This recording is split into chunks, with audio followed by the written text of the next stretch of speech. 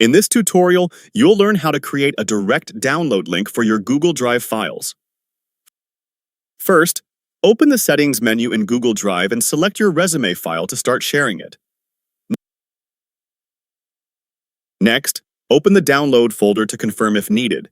Then access More options from the Files menu and open the Sharing dropdown to adjust permissions. Now, select the Anyone with the Link option so anyone can access your file, and briefly review the file permissions to confirm access details. After adjusting sharing settings, click the Copy Link button and hit Done to save the changes.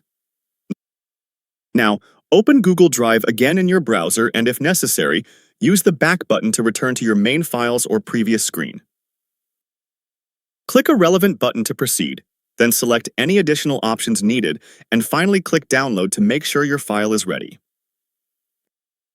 Enter your name or details into the required field, finish typing, and click Insert to continue through any prompts or dialogues. Select the correct browser tab, then start typing or paste your copied Google Drive link into the provided input field.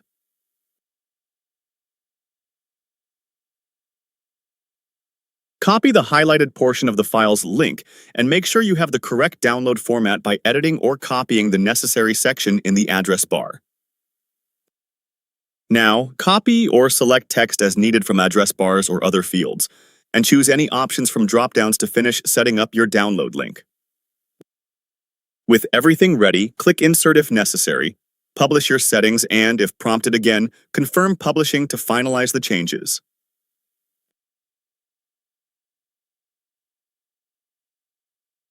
If needed, revert any unwanted changes, then view the published result to confirm your direct download link works. Check your link by viewing or closing tabs and click Download to ensure the direct link triggers the file download as intended. Finally, click the download icon next to the file to confirm the process is complete.